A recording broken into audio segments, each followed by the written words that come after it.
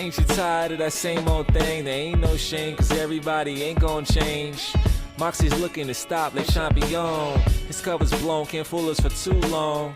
We need a real world champ, no more cheap shots. Consider Mox the right doctor for the detox. What do we have here, Chris? See, a lot of the stuff you're saying it happened to be true. We've had our problems, but one thing, there was one mistake right there in your little speech. The elite isn't outnumbered, Chris. That's right. It's not just 4 of us. No. In fact, I made a phone call to a friend who owed me a favor. Oh my God.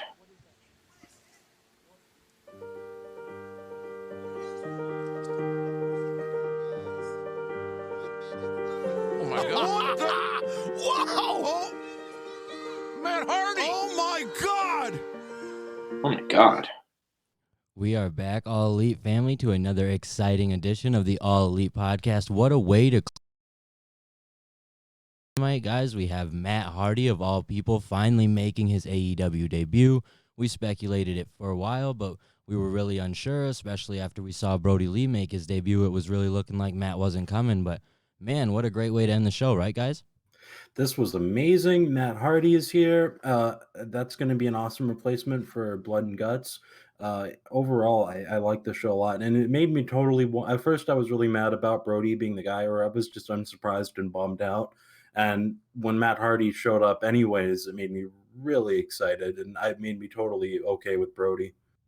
Oh, I totally agree that the vibe was when Brody was announced that we weren't getting the Matt Hardy reveal, so it was kind of a disappointment, and it was a little bit of a surprise when the drone came out and it was revealed that he was going to be a part of this. What a way to finish the last AEW Dynamite ever of our lives. Yeah, if you ask Phil, he is absolutely convinced that we will not see another episode of Dynamite. I definitely do think that we might be on a bit of a hiatus, but we'll get into that as we jump into the show. We do have to do our regular introductions. As always, I am your host, All Elite Andy, joined by my boy, Big Match AJ, and we are always, well, not always, but frequently joined by our boy Phil. He's not here just in the drops this week. He is here in person, so that's great. Phil, I have to ask you, we joked a lot last week about this show being canceled for Rochester. You're now seeing it as a fan that would have been there for this show live. How does it feel? And it's going to be tough, even if best case scenario, this is all said and done and we get a match, we get a show in Rochester. It's going to be hard to top this because it really seemed like a bunch of things were coming together really nicely. The Exalted One being revealed, the Matt Hardy thing was also kind of a thing. We didn't know if it was going to be tied into the Exalted One storyline, but we kind of knew a conclusion was coming one way or another. I also really wanted to see, in particular, the Lucha Brothers live because they're crazy to see on TV. I've never seen them in person, so it would have been really fun to see them do anything. None of that's a guarantee at this point that whenever this show is going to be replayed, that any of that's going to happen.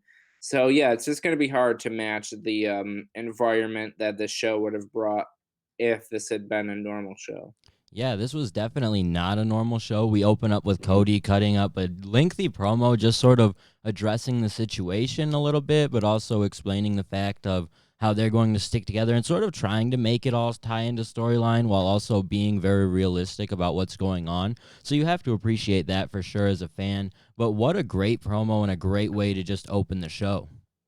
Yeah, not even just what he said, but aesthetically, it kind of was appealing. It was nice. He was in the ring all alone, and he did the promo on, Matt Jackson and Hangman, but it looked nice. It didn't look like these WWE Performance Center shows, which I think was the fear that it would look really, I don't know, dinky or bad, but it didn't look like that at all. And it kind of set the tone for the whole rest of the show, which I thought was a good move.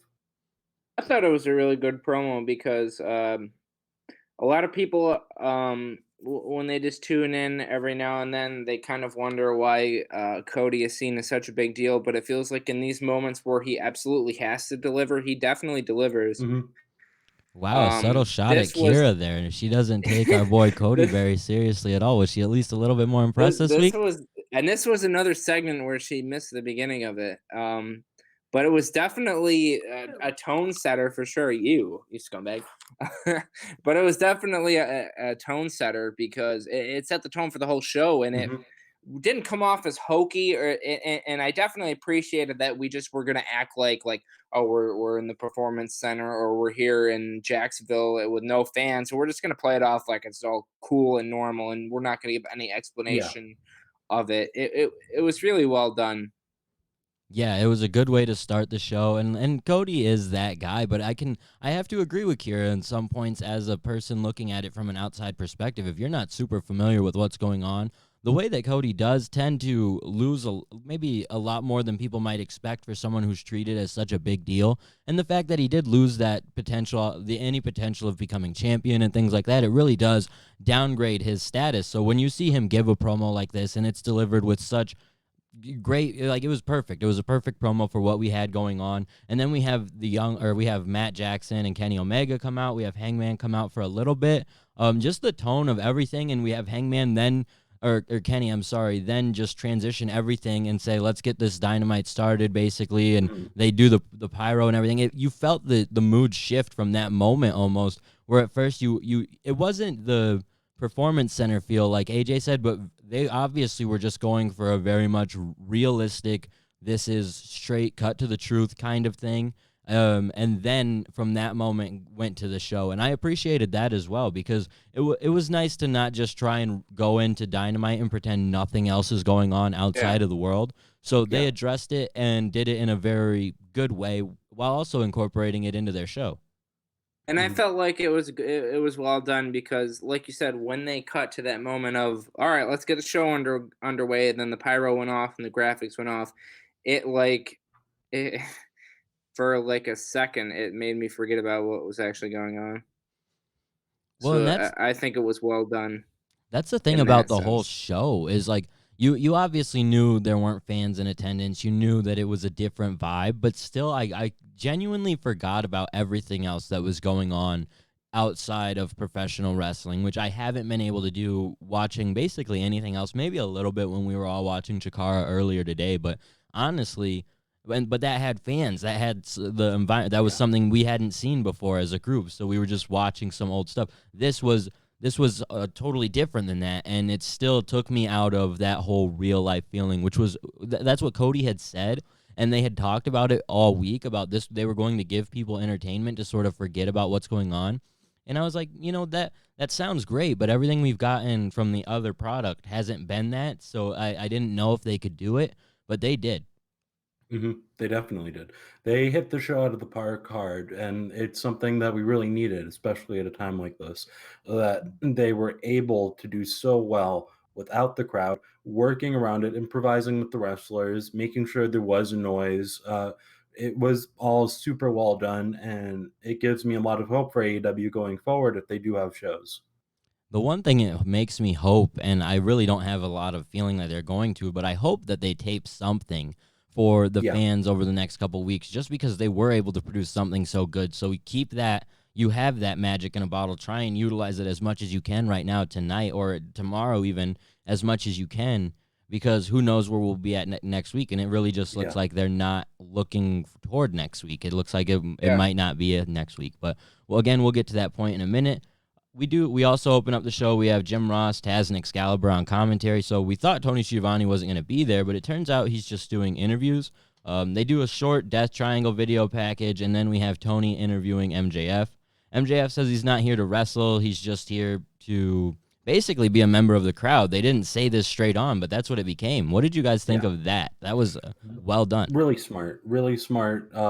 Great way to keep noise going in the vicinity. And I love the gambling gimmick with Sean Spears, where they're just betting on all the matches. I thought it was really smart.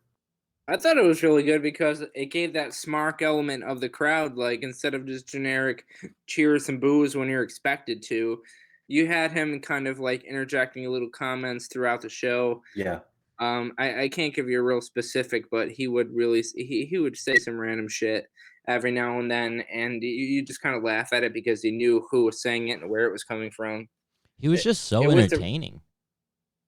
Like, he was definitely the most entertaining member of the crowd throughout the whole night. I mean, like I know, like there was there was almost a dozen people around the ringside, but he was definitely the most entertaining for sure. Oh my God. Yeah, he was definitely one of the most entertaining.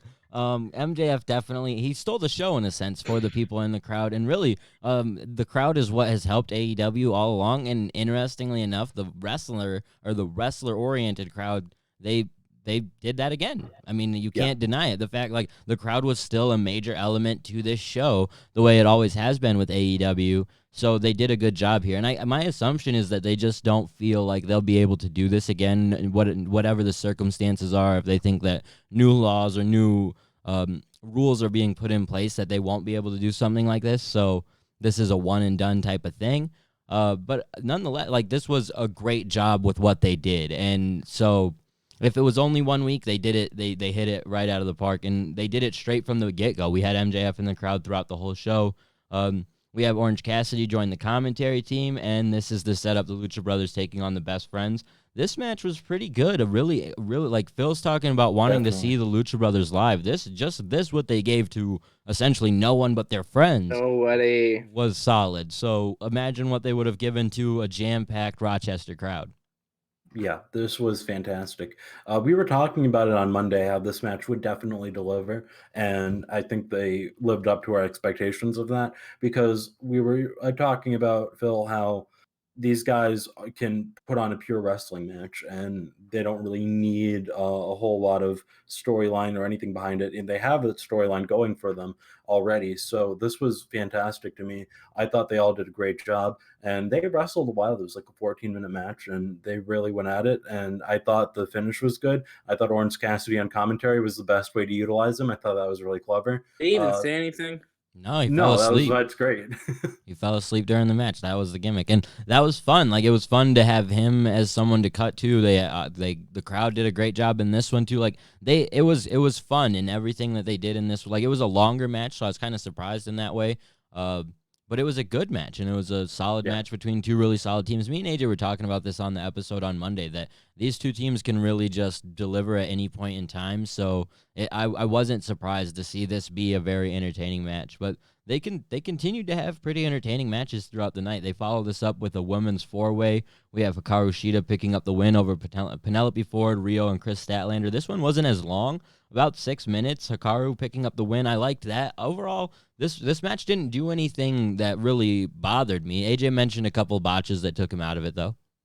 Yeah, the botched Hurricane Rana really killed me, and I love Penelope Ford, so it hurt me that happened. But it wouldn't have been as noticeable if there was a huge crowd. So it is what it is, but it was nasty. I thought this match was great because after the Penelope Ford went on Dark, I legitimately had no idea who was going to win. All these women were kind of booked evenly at this point. I mean, I know Riho was booked very strongly in the beginning of the company, but now she's kind of evened off with these girls.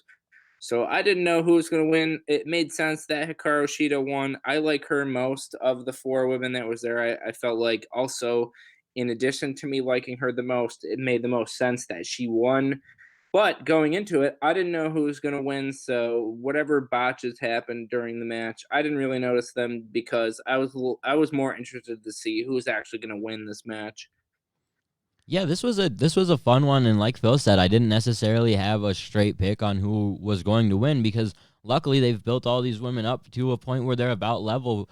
Penelope Ford picking up that win over Rio on Dark, that really elevated her in my eyes because there haven't been a lot of people to pick up wins over Rio. And then Chris has done really well, and Hikaru's done well. So this was a solid four-way and a great match, a women's match to book on this card. Initially, I was sort of given the feeling that maybe you don't book a women's match on this card at all just because of the propensity for women's matches to have a lot of botches, like AJ has said. But I'm with Phil in the sense that this one, I didn't really notice too many botches. There wasn't anything that took me out of it too bad, and it was a really fun, short match, and they did a good job with all of the women who were featured. And after the match, they sort of built up a feud with potentially Colt Cabana and Penelope Ford's boyfriend, Kip Sabian. Tony Schiavone. God, I forgot this even happened. Yeah, dude. Tony Schiavone interviews Colt Cabana. Colt says that Penelope did an amazing job, but she shouldn't have been scheming with her boyfriend, Kip Sabian. Kip hears this and confronts Colt Cabana, and Colt slaps the shit out of him. So this was fun because Colt's like, I'm a wrestler, dude. I'm not a fan. And Kip like immediately runs away. Like there's nothing separating the two, but still runs off like a bitch. And it's a fun little feud, a mini feud, and Colt Cabana undefeated in singles competition. So Definitely.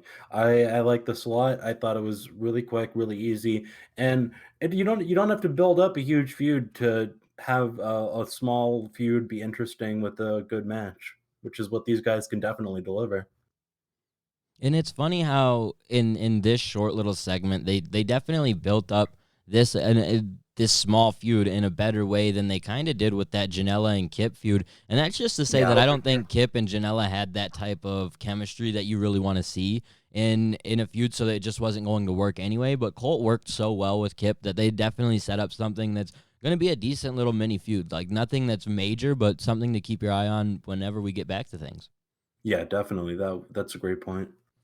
And from there, we cut to Tony Schiavone once again on interview duty. This time he's interviewing Jon Moxley from earlier in the day. He says he's not cleared to compete, so he's just going to do whatever he wants and leaves and drives off. He mentioned something about blood and guts, so it had me thinking that Mox was going to be the fifth man on the Elite's team for the blood and guts match. Obviously not the case, as we find out at the end of the show, but So it just was kind of strange. Like, I get why Mox isn't really used. He probably maybe was one of the people who wasn't super comfortable with even going to the show.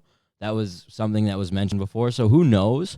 But, yeah, no Mox again, just a video package for him.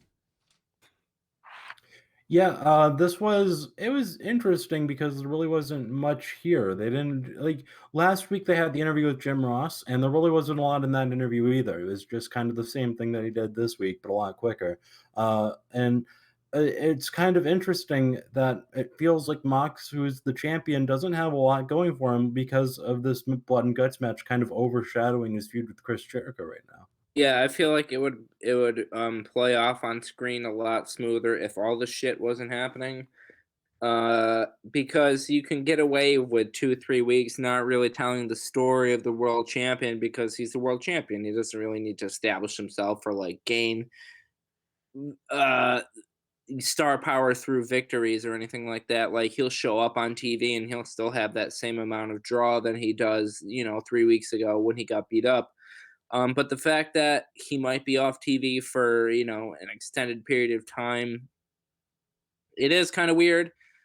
But like I said, if Blood and Guts was really going to go this next week, you could get away with doing it. I mean, he doesn't have to be a part of it. Like, we can build other people up without him being involved. But yeah, now that the future is so uncertain, it is kind of a gamble to just not have him on these shows before an extended absence potentially. Yeah, and that was kind of the thing that sat with me the most was the fact that this might be an extended absence. We don't really get any type of match from our champion. If they knew even as early or as late as this morning that they were probably not going to go again next week or something might prevent them from being able to put on a show next week, then they should have just like out of nowhere booked a Mox versus the number 3 contender, whoever that is. I'm not sure who it is off the top of my head. But book, like, and granted, that might be someone like Omega, so you don't want to do something like it. Book him versus someone just to get a match with him on the show so fans can, we saw our champion on the show as the last thing. And granted, the show ended up being really great, and there's not a whole lot I would change, so I'm not sure where I would put that in. But nonetheless, I would, honestly, I probably would put it in place of the next match we have to talk about. But yeah, this was short and sweet, but going into a potential break, that's where it's like, damn. Yeah. So from there, we go into the tag team match between the Jurassic Express and Butcher and the Blade. We have Jurassic Express picking up a victory here, so it looks like they're starting to get on the right footing, but the match itself wasn't. They couldn't seem to get on the right footing throughout the whole match. There were botches throughout this whole match. Just a ton of things to take you out of it, especially without the fans to be there to remind you how great Jungle Boy is. Because, yeah, he's great, and you see it, but when the fans are going crazy for him, it really makes you forget some of the stuff that he does that is a mistake and a very simple mistake, but noticeable. When there's no fans, there was a lot of that in this one. Yeah, the apron botch was I didn't think it was gnarly until you showed me that GIF, and I was like, oh man. And the dive was really bad. And I don't know who's The I don't dive know was who you really put fault noticeable. on because like I don't know if he should have been standing up and he forgot. I don't know if Jungle Boy just shouldn't have ran the ropes because he's down, but it was nasty. There was definitely miscommunication there because it was very apparent even to us when for whatever reason this match kind of took us out of our element. We started to be quite honest with you, we started making food during this match. There wasn't really a whole lot for this match to offer us on paper, and even going into this, I wasn't really sure who had won this match, which isn't a good sign for this match. Mostly the thing I took away from this match most was Marco Stunt wasn't there because he was feeling under the weather, which of course in this climate means whatever it means. I don't really know, but it was just it was weird. It was a weird match. Yeah, it was. Thing Well, from it. you kind of will notice someone, especially like Marco, being absent, and then with everything going on in the world, people being sick. And Marco posted something on social media and then deleted it shortly after about how he was under the weather, wasn't going to be to the show, yada yada yada. That's a little concerning with how things are going. You have Yeah. players I in mean, the what NBA was- ending up sick. Like the first player in the NBA who was announced sick was a week ago, and then we had a whole bunch of other teams apparently announced as sick today. So, or people on other teams potentially sick today. So you're finding out slowly. So when we have this tweet on social media and then you delete it, it feels like something's being covered up.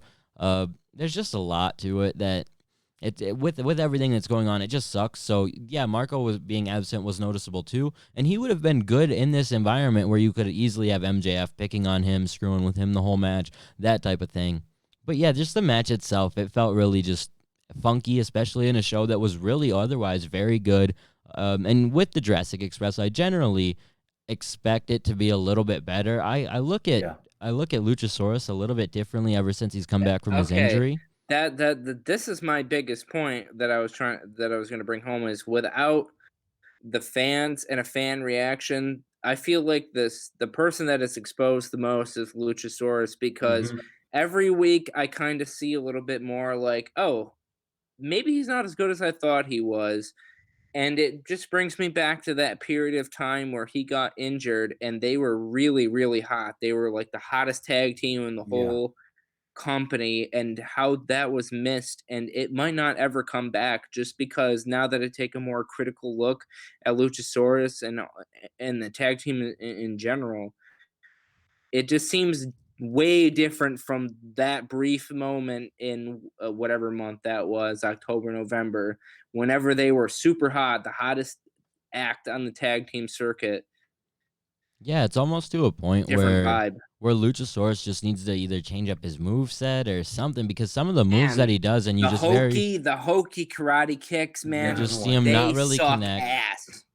It's like Glacier if his kicks didn't connect because it's just like a big guy doing these big ass kicks and Almost in slow it's- motion at times and then still Yeah. not Yes, totally yes. connecting.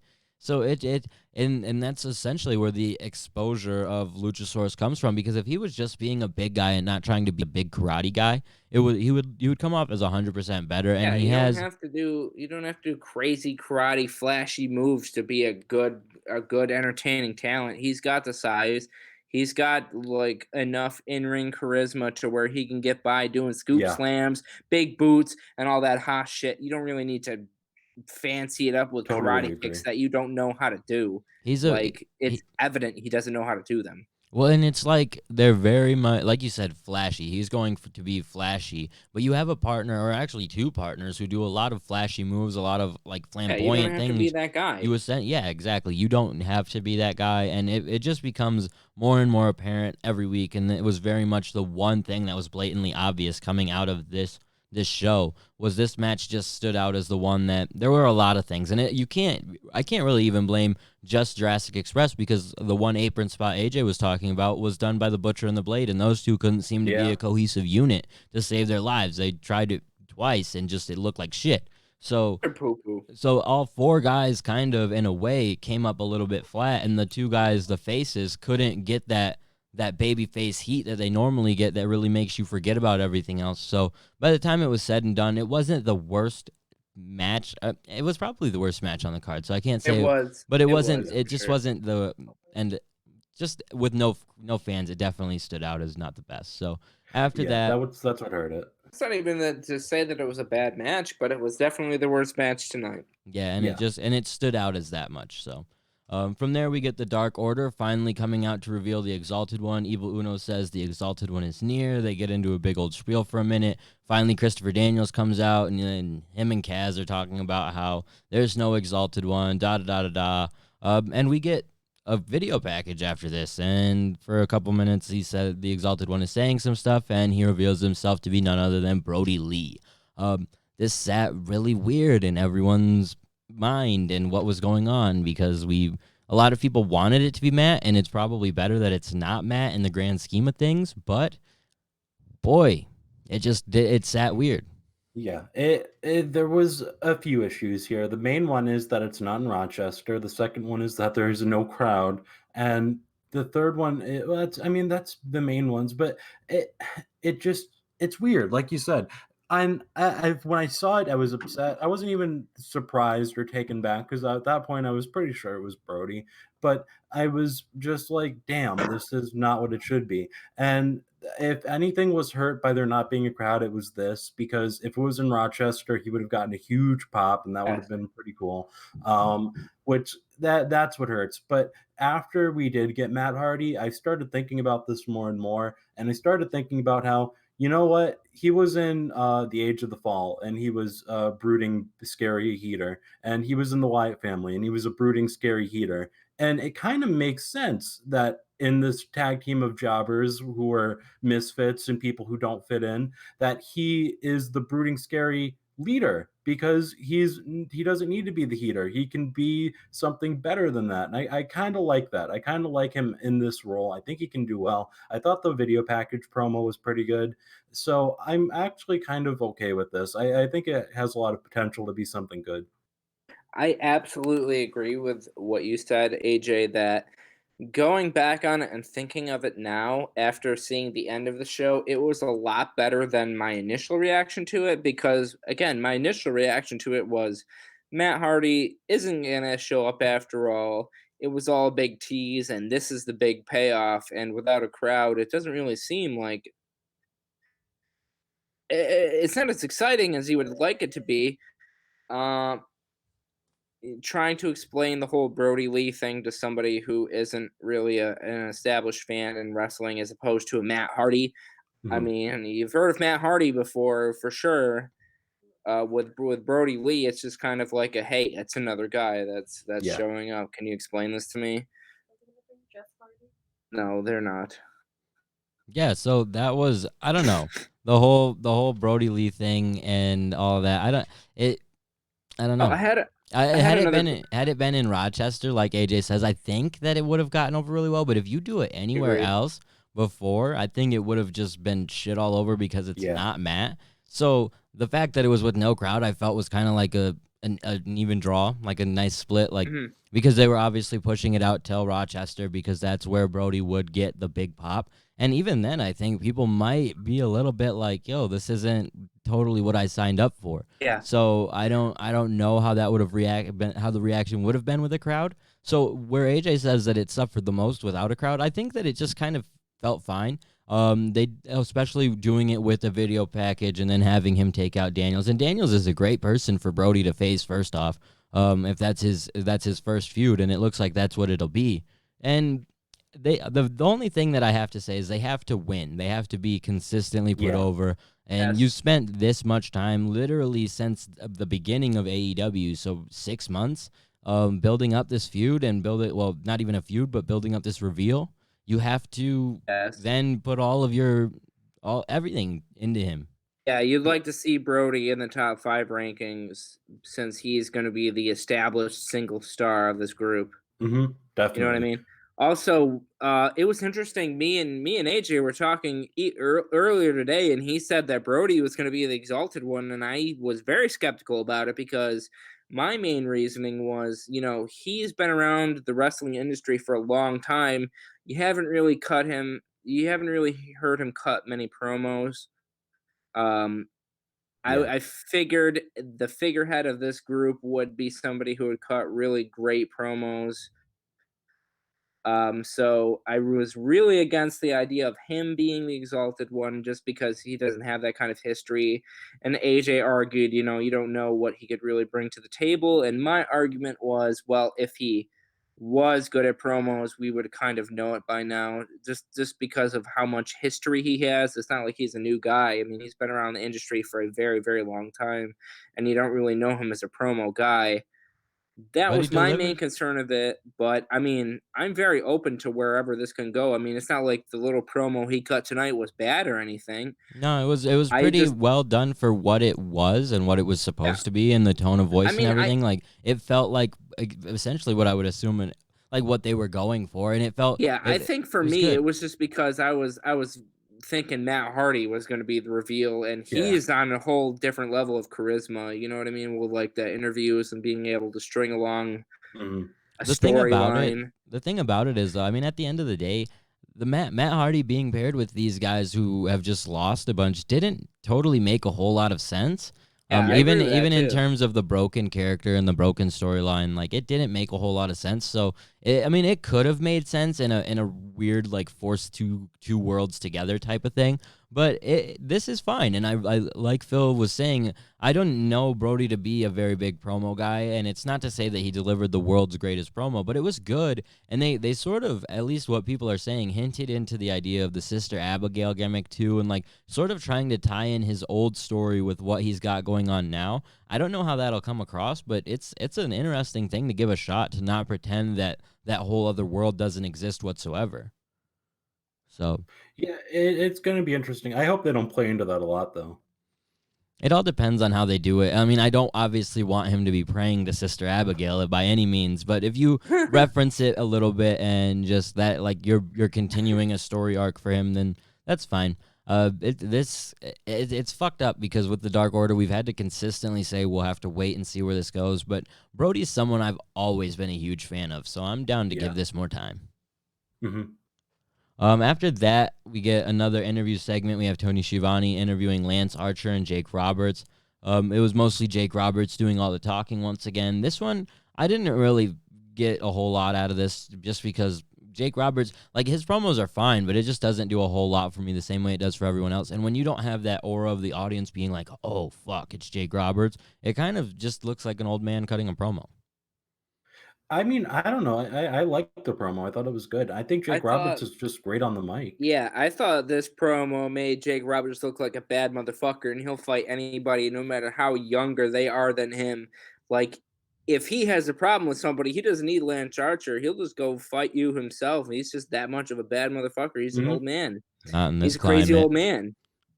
He's just a crazy old man. Nah, That's what I got from this promo. I feel you. And it's not like it was horrible, but it just didn't, like, you have a whole different feel when the fans are there and they're kind of taking in Jake Roberts being there. With just Jake giving a promo in front of Lance, it just didn't do a whole lot for me. And honestly, it just was kind of weird seeing Jake Roberts at this event with the idea of what's going on with coronavirus, Jake being so much older. I know, like, it's not my job to worry about Jake the Snake Roberts, but you have all these Wait, people already in this venue, like, he are maybe is we someone gonna I talk wouldn't have about? included. Are we gonna talk about the segment that showed up directly after this, where Yes. Lance? Okay, Yes, we are. Yeah, dude, this okay. was a good video package. If we follow this interview Oh up man, I love this. with a video package of Lance Archer, he's at some Carney The- event looking thing, and this is Yeah. very much Oh my in this is God. very much in the style of the Matt Hardy type of Yes, final I deletion agree. gimmick, where it's literally in a backyard Carney event. Jake or Lance Archer is just beating the shit out of people. This is where Jake the Snake Roberts looked like a badass to me because he's just chilling there, Dude, he's watching smoking over a all of this. stove, Yeah, watching his boy It's so good. fight. It this was was so a great. really good, different promo because it was very different. It was a little long, but it was good that it was longer almost. because Just we had to beating fill all time. these backyard crazy tough guys, and Dude, he was beating up people, but it wasn't fake like the Lucha Underground, where like a guy goes down a dark alleyway. oh yeah, Is approached by three guys and he beats them up with martial arts. Like he just like beat them up in the ring, and it was super realistic. And Jake Roberts is sitting there smoking a Stogue or a fuck, or I don't know what he was smoking, but he was smoking something. There was smoke around his face. You know, you know his history with drug addiction. I don't know what he was doing, but he looked like a total boss, man. It was a great I segment. really enjoyed it. And I like that they tried something like different, something a little bit out of left field, something like different, just different for what they've been doing. And what a perfect time to do it with them being so unsure of everything that's going on. Mhm. Utilize content like this, because this is almost what we've been saying we've wanted from like the very beginning, just like different types of video packages to put over the talent you're trying to put over. They've done a really good job at elevating about 2 or 3 different people that they really haven't even been in an AEW ring yet, you know? Like Archer feels like a star. Brody in a way feels like a star. Matt obviously is a star. So you have like 3 new stars added to what's going on in AEW right now. It really is an exciting time for a company that, not to say that they were getting really stale or stagnant, but we did need some fresh faces and something new in the company, and the last couple of weeks, or even this week especially, we got that. yeah. I totally agree with that. And like you were saying, what we were talking about on Monday, how they could utilize different things going outside of the Hardy compound. This definitely felt reminiscent of what we wanted, where you have this outside segment, you have Lance Archer just killing guys, you got a little tiny Carnival Barker. This was great. I don't know what more I could ask for. Man, I don't know why, but you knew it was fake, but it felt so realistic for some reason. Yeah, Like it you was. just kind of figured that this was actually happening in some backyard in Alabama or something. Yeah, it was really cool and just a fun, interesting dynamic. From there, this is when we kind of got the idea that Dynamite might not be coming back next week. They started referencing next Dynamite when they're usually talking about next week on Dynamite. So on the next Dynamite, we're getting Wardlow versus Luchasaurus in a lumberjack match, the Best Friends versus the Lucha Brothers in a parking lot fight, and then the Inner Circle versus the Elite in a Blood and Guts match. The interesting thing I think about all of these matches is, despite the fact that it doesn't feel like there will be a Dynamite next week, it's almost like they're booking matches where they can have no crowd, if that makes sense. Yeah, no, absolutely. Lumberjack match, parking lot. And that makes perfect sense, and it's really clever. I didn't even consider that as an option. Oh, And me neither. obviously, it's not something they can keep doing, but it's smart to do it while you can. I mean, for me, I just thought they were building up to their big card coming back from whatever hiatus they were going to be forced to go on. But when you say that it's building up for matches that you don't need an audience for, that's actually very true. I mean, it proved it tonight, and it was probably the most painful part of tonight was how good this show was, even without a crowd, and Yeah. we might like be without it for a while. The fact that we would That was very like, the most easily painful part for me. Yeah, the fact that we would very easily consume this product the way it is right now on a week-to-week basis with no problem. But unfortunately, things are going to get worse before they get better. So we probably won't even get this. And that's what really, like Phil said, and I made a tweet about it, and a lot of people were liking and retweeting this tweet because it's a sentiment that I think the AEW wrestling family, if you will, that's what they feel. Like, this sucks, man, because this was such an awesome show. They did such a good job. Even with the worst match on the card, it wasn't bad, and there were entertaining moments in it. So they did such a good job from top to bottom that to have that feeling at this point in the show, because that's really when it started to sink in, when they were saying next Dynamite, next Dynamite, next Dynamite. Yeah, I agree. Definitely agree. And it was just a bummer because, and even the next Dynamite they have lined up looks like a fun card. I mean, that's Blood and Guts. That's going to be fun. That's going to be an exciting match in and of itself. So you have to hope that we're not waiting too long. We're not, and hopefully we get some clarification on it too. I get that that they're trying to be open about it, so they don't have to say not next week, and they don't have to say yes next week and then not follow through if things change.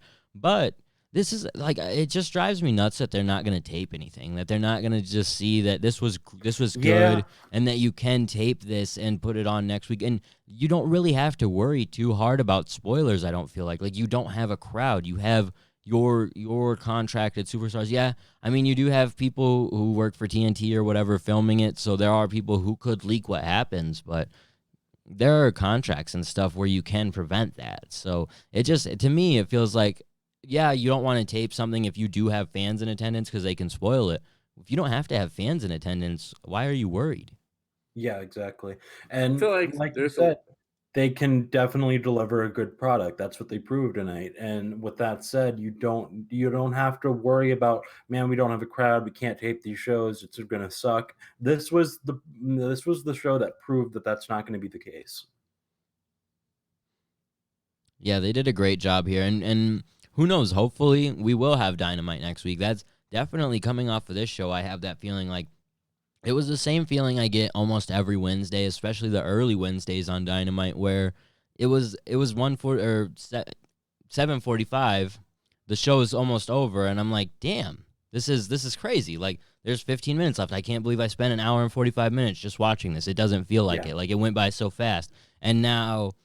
And then at that point is when it started to click in. Like, there might not be Dynamite next week, and that sucked. That was unfortunate. So who knows? We have to hope that things go in the right direction, or maybe that they change their mind based off of the reaction of this show, and we'll try and tape something in the meantime. But regardless, this was a great show, and they ended it in a pretty great way. Well, obviously the main event segment, but the main event match itself was pretty awesome. We start out with Sammy G. He's singing Chris Jericho's theme as Jericho comes out to join the commentary team. This was literally like the most entertaining good. part of the show because they did such a great job. Jericho is like corpsing in the corner, smiling, laughing at what's going on. This was so fun. And just the entrances were fun, and then they had a pretty okay match. This was a long one though, 20 minutes. Another thing that gave me this odd feeling that they might not be back next week because that's something Cody would do. Like, hey, we're not going to be able to wrestle again for who knows how long, so let's go out for a while. And it definitely had that feel, but it was a solid match. The Inner Circle picking up the win over the Elite, so they have the advantage. And after that, Jericho cuts a promo basically talking about why they have multiple other advantages, that the Elite is totally separated. They can't seem to stick together. And then we get Matt Hardy and his drone coming. And the one thing I will point out, I'm sure you guys noticed this, but maybe not, Hangman wasn't too happy about Matt being there. Like, he was obviously very... I didn't notice that. You're right. He yeah. wasn't put in the know, that's for sure. He was like, what's going on? And kind of pissed off. That's the idea I think they were going for. That's interesting. I didn't really consider that until you said that. But I I'm interested to see how that's going to play out because obviously Hangman is bordering on a heel turn, and man, it would suck if he has to turn heel with no crowd, and that looks like how it's going to be how it has to be. But because if he's turning heel in blood and guts, then that's how it's going to be. But damn, and moreover, Matt Hardy, dude, that's the perfect replacement. It ties in with Free the Delete. It ties in with just everything that they built this up to be. Like it's the perfect replacement for Nick Jackson. It's also Matt Hardy in a War Games match, which really didn't sink in until after the show ended. But I was like, that's kind of fucking cool. That's something that's never happened before, and it's going to make this match infinitely more interesting whenever it does come, crowd or no crowd. I feel like at this point, the Adam Page turn isn't gonna come more sooner than you would think. Hmm. I felt like they kind of built that because him and Matt Jackson were working together as a tandem a little bit tonight, Mm-hmm. way more than they ever have before. I mean, at the last time we saw these guys try and be a cohesive unit, they were flipping each other off. They were hitting tag moves tonight. Maybe it's all part of the show to kind of throw the people off before Hangman turns, but I felt like this match kind of distanced him from that eventual turn that you're gonna see. Maybe we'll go through a period where we just kind of appreciate the act for what it is. I mean, because we've been sitting here talking about, man, I don't even want to see Hangman turn at this point. Like he's such an he brings such an a reaction from the live Yeah. audience, and then from me sitting at home, I don't even want to see him turn into a bad guy. And we'll get that for a little while longer before we get that eventual turn.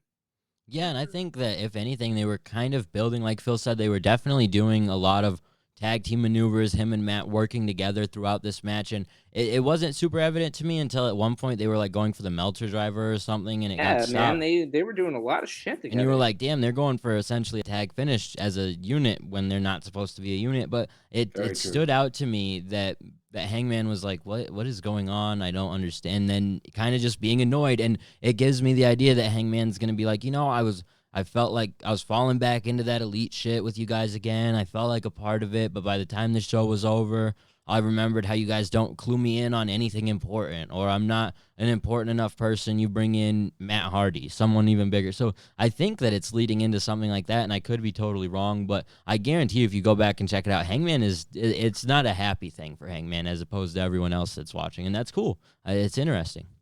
Yeah. It's a very real dynamic to that story they're telling with Hangman and the Bucks that It adds more to it, definitely.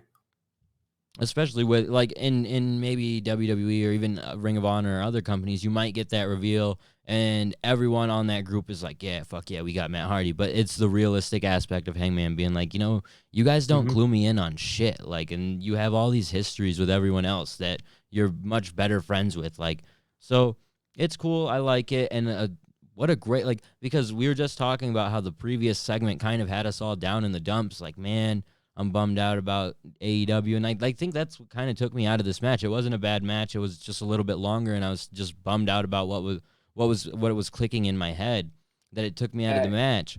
But it took me a while to get into this match because, like you were just saying, for like 10 minutes there, I'm thinking like, oh man, they're saying next Dynamite. They're not saying next week. Yeah. Like, Same. I'm not going to have this distraction next week. What am I going to do next Wednesday? Like, this is become a part of my like It took me out of it for everyday ritual, basically. Yeah, so it was just like that was a bummer moment. But by the time we close out the show, I'm once again in a happy mood. There is that part in the back of my mind that's like, damn, this is so great. How I don't want to wait a long time for this to blow over. But I also took a minute to just be like, this is fun. This is awesome. Like Matt debuting. This is such a awesome way to end the show. And dude, I feel like me and AJ have talked about it where we came on here after the Mox debut and we're just hyped up and the best mood we could have been in. I don't know how hyped we would have been going into this podcast if they had the whole crowd there, or even if we didn't have that feeling of next Dynamite. Like, dude, me and AJ would be so hyped here for you, Phil, for being at that show had it actually had gone down and everything how it was supposed to. So it's unfortunate to see, like, we're happy about it. It was a fun show. It was a good show. But at the end of the day, we can't come on with that excitement we came on with after Double or Nothing because of everything else that's going on in the world. Yeah, it's tough. And had that not been the case, you're right. We would have been losing our minds, and especially if Phil was there. But it's still, like you said, it definitely made me forget that the coronavirus even existed there for a second, because all I could think about is, oh my God, Matt Hardy's in AEW. And I was just so over the moon for also because Joseph was wrong. Shout out to Joseph. Shout out to Joseph, our boy Joseph. So we frequently talk about him on the podcast. He was, you guys listeners, he was in our group chat talking about how we got Matt Hardy. Matt Hardy's going to NXT, and by the end of the show, he looked dumb. So yeah, we were all happy for that one. You, the listeners, should be happy for that one.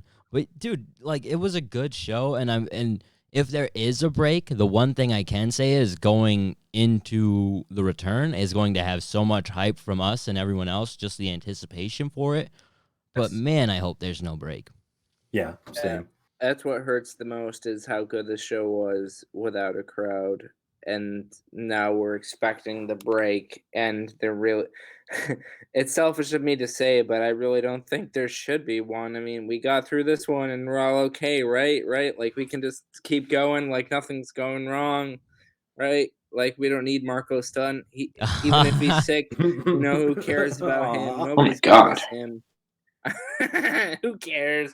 Who cares, right? I mean, come on, who cares? I mean, in a sense, Phil, I A do straight kind face of and tell me agree, you and care. that's where I just really wish they would tape stuff. Like I really wish Yeah. they would. They have it all. They have everyone there. They're doing all this already. Like just tape it. You have it. Do tomorrow. Do like 2 or 3 episodes, and then just call it good. That's what you've got. And it feels like Bank you're it. already planning on not doing a show next week. So if you're planning on not doing a show next week, you might as well tape shit tonight. Yeah, right now. Yeah. So and If you're gonna run the a biggest live show tonight. That's the biggest thing I was just wanting and wishing for. But at the same time, I do understand them not, because it was so good. But the whole time in the show, I was kind of like, I feel like there's not supposed to be this many people in a place. And that's me being like extra cautious with what's going on with the coronavirus and stuff. But they are in Florida. Like there are regulations and stuff being Yeah, put in Florida place. doesn't give a fuck about anything. Well, no, I feel like Florida's actually put quite a few regulations in place over the last couple days that would Yeah, they then have. limit them going forward. And so as I was watching it, Glad the it- Clearwater Beach. like who knows what's going to happen for sure, but it almost gave me the idea that maybe TNT was watching, was like, you know, guys, we probably shouldn't have this many people. And it sucks. It sucks a lot. And that's where I wish, or I hope, or something inspires them to tape at some point, and get some content for when we are off, because it could be off for a while. So Mhm.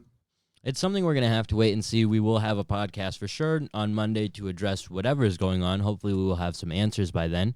But before we get to that point, Phil is dying to give us a very quick and brief 5 minutes or less review of AEW's Dark from last night. We were telling him he should put it on Monday's episode so we have some content, but him and Kira, they convinced me that by that point it'll be out of date. There's no reason to talk about it. So Phil, give us the weekly AEW Dark update, which isn't actually weekly because you're not here weekly. You stupid son of a bitch! I don't have the card up. Oh my god. Well, that was a good Oh review. man. Well, I don't have the AEW, card I'm up. not gonna lie, Dark was pretty good this week. I tuned into a little bit of it If myself. you run down the card, I will give you my.